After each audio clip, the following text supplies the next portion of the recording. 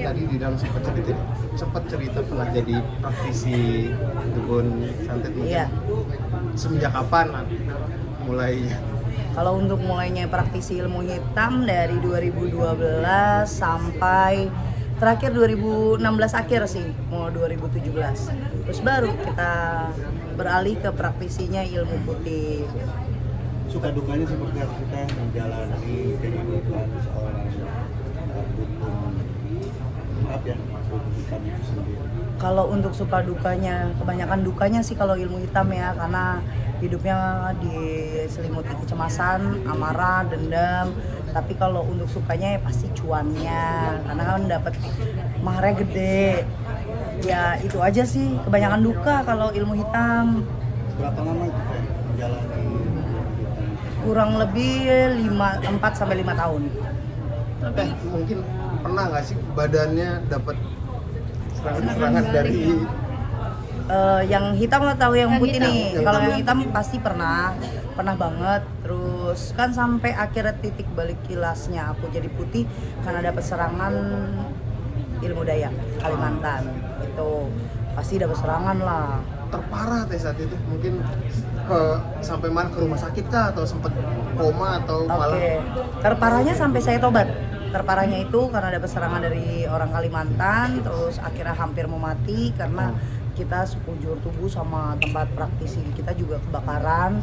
Akhirnya di situ bertahan sampai 8 bulan baru saya taubatan yang nasuha. Itu kiriman dari Dayak sendiri, itu yang terberat kah atau yang terparah buat Itu Emilia terberat, terparah, yang bikin apa ya, kayaknya itu hidayah juga ya. Jadi saat dapat kiriman dari Kalimantan akhirnya ya udah saya tobat gitu. memutuskan kan tadi akhirnya dapat hidayah dan memutuskan akhirnya ikut ke ilmu putih nih Teh. Mungkin awalnya tuh seperti apa sih perjalanan akhirnya? Sekarang kayaknya positif aja deh, mau ke jalan yang lebih baik. Kalau untuk memutuskannya ya udah kayak udah berakhir. Terus support dari papa juga suruh untuk tobat, dan memang bukan kemauan sendiri sih karena itu dendam aja dulu. Akhirnya memutuskan untuk menyembuhkan orang-orang yang pernah kena ilmu hitam gitu. Perjalanan juga nih terkait awal mulanya terjun ke dunia ilmu hitam seperti apa? Awal mulanya karena dendam sama ibu saya. Terus akhirnya belajar, diajarin sama abah guru besar saya, akhirnya jadi praktisi. Kenapa? Ada dendam? Iya, ada konflik keluarga sih. Oh, lebih ke keluarga. Iya.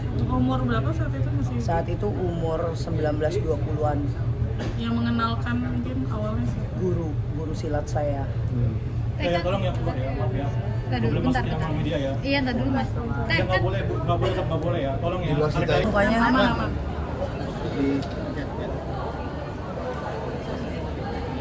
Oke Teh, balik lagi ke dunia ilmu hitam itu Ya. sendiri ya.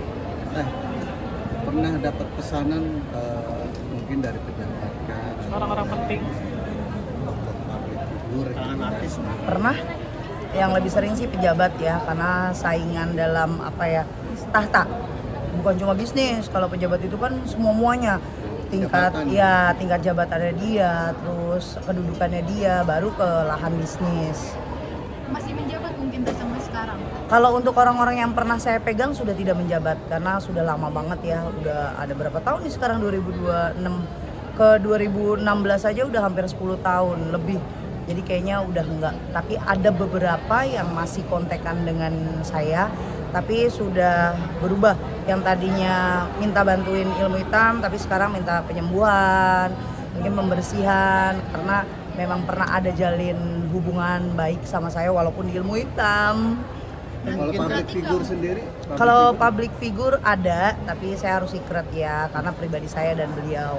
lebih ke apa Teh biasanya kalau public figure? Biar laris manis, Karirnya. terus karirnya, ibaratnya dunia panggungnya tidak redup gitu.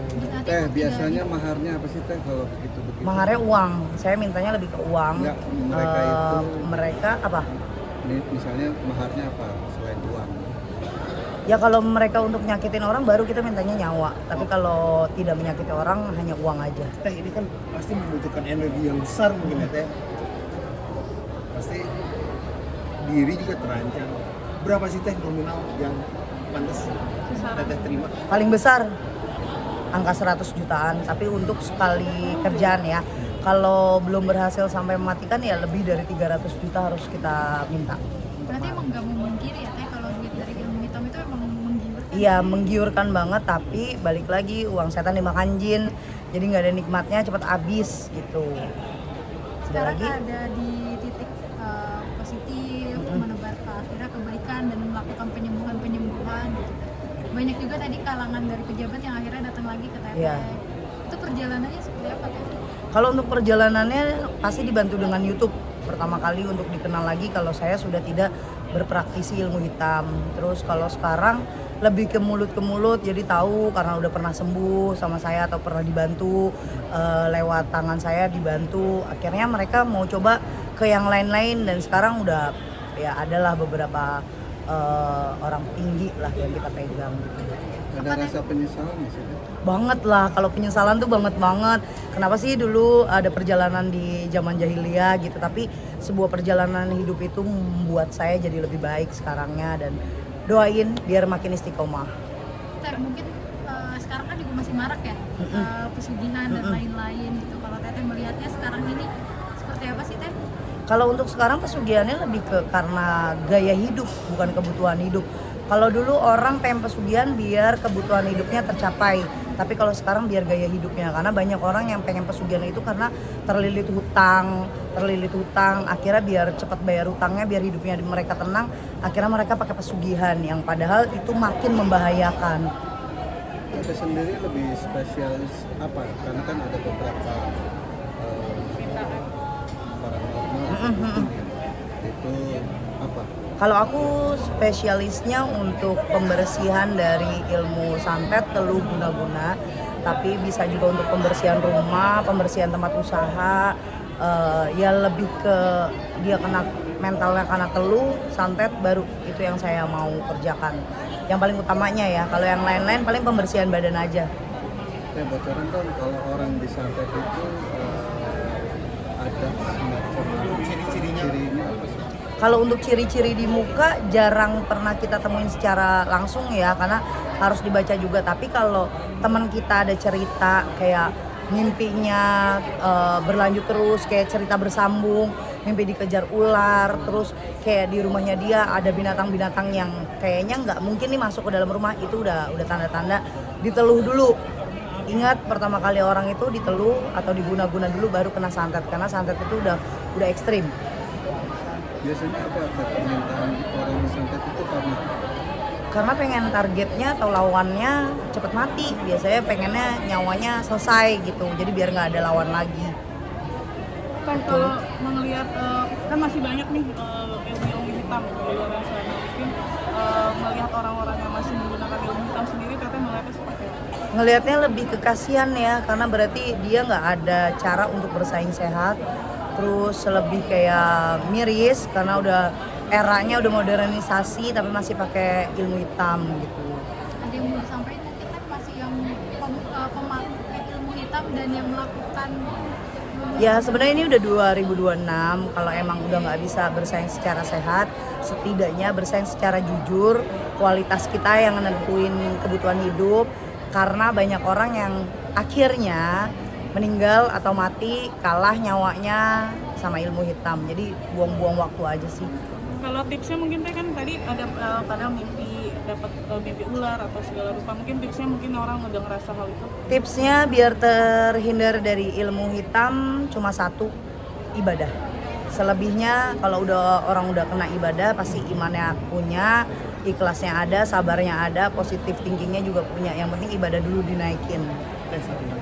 Ada nggak sih orang yang dikirimin tapi mental? Oh banyak. Dia nggak punya penjaga. Banyak. Orang-orang yang cuek, orang-orang yang positif thinking, orang-orang yang ibadahnya ya udah lillahi ta'ala aja, gue buat begini karena menjalani sama Tuhan gitu. Iya Pak Odi. berarti itu bisa ya Teh mental kayak gitu ya? Iya bisa. Ya karena balik lagi kan yang dipakai energi. Ini mitos nggak sih ketika orang itu sedang euforia susah untuk dilakukan atau dikirim itu? Kepo. Hiporia. Oh hiporia. Senang orang yang bahagia. Iya karena Ya sama kayak tadi, orang yang bahagia itu pasti orang yang positive thinking, hatinya enak gitu, tenang. Nah itu agak susah sih, tapi ya senangnya juga jangan terlalu senang juga, itu nggak baik. Intinya tenang, positive thinking, terus agak sedikit dicuekin lah kalau sakit, ya udah berobat dulu. Kecuali udah ke dokter memang butuh untuk ruqyah, ya ruqyah badan aja.